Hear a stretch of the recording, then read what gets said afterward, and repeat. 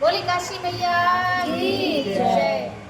भगवान बंसी वाले बोले, हे धर्मात्माओं में श्रेष्ठ युधिष्ठिर, आषाढ़ मास में शुक्ल पक्ष की एकादशी का नाम देवशयनी है। ब्रह्मा जी ने नारद जी से कहा, दादा आज का दिन भगवान विष्णु को शयन कराया जाता है। कार्तिक शुक्ल एकादशी को जागते हैं और चतुर्मास का व्रत इस एकादशी से प्रारंभ होता है। जो मनुष्य ब्रह्मचर्य का पालन कर चतुर्मास का व्रत करते हैं वह विष्णु भगवान को प्रिय है। शिव लोक में उनकी पूजा होती है, सब देवता उसे नमस्कार करते हैं।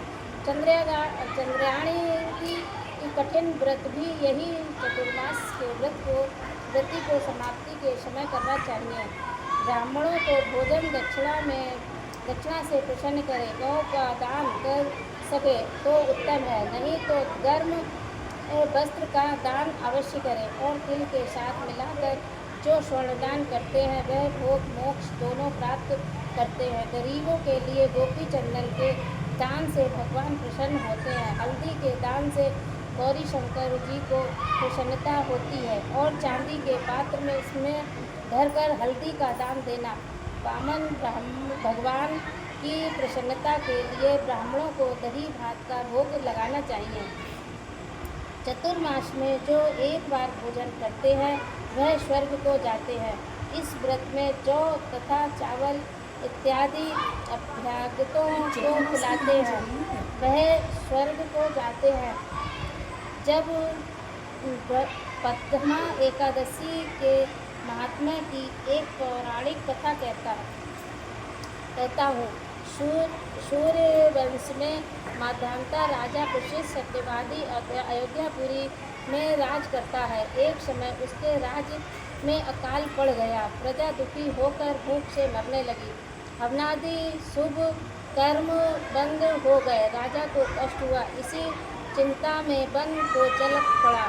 अंगिरा ऋषि के आश्रम में जाकर कहने लगा, हे सप्तऋषियों में श्रेष्ठ अंगिरा जी, मैं आपकी शरण में हूँ। मेरे राज्य में अकाल पड़ गया है।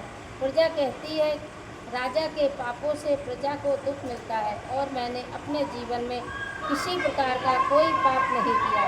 आप दिव्य दृष्टि से देखकर कहो, अकाल पड़ने का क्या कारण है।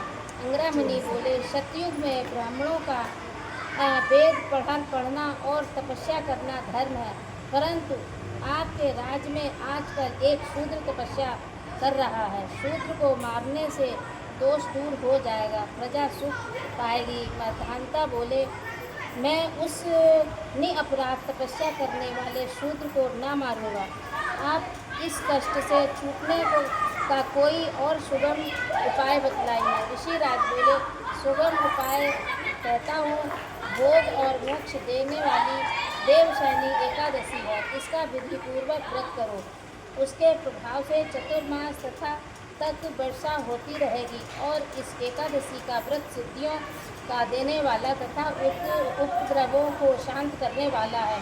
मुनि की शिक्षा में माधांता ने प्रजा सहित पद्मा का व्रत किया और कष्ट से छूट गए। इसका महात्म्य पढ़ने या सुनने से अकाल मृत्यु का क्षय दूर होता है। आज के दिन तुलसी का बीज पृथ्वी या गमले में बोया जाए तो महान पुण्य होता है। तुलसी की पवन से भी यमदूत भय पाते हैं। जिनका कंठ तुलसी माता से सुशोभित हो उसका धन्य जीवन समझना चाहिए। बोलो एकादशी मैया की देवशयनी एकादशी। 4 महीने जो बरसात में आते हैं उसके लिए उसमें लोग व्रत रहते हैं। इसी को तो चतुर्मास बोलते हैं। 4 महीने चौमासा। अब देवउठानी एकादशी पे देव उठेंगे। हाँ, देवउठानी को 4 महीने के लिए सो गए हैं विष्णु भगवान जी। देखो विष्णु भगवान जी सो गए हैं बहुत और भोले बाबा इसमें ऋषि लक्ष्मी हैं, माता की विष्णु पूजा होती है। भगवान बहुत भोले बाबा सभी लक्ष्मी करें। माता चंचल है, तुम सोचते रहो मैं जा रही हूँ सब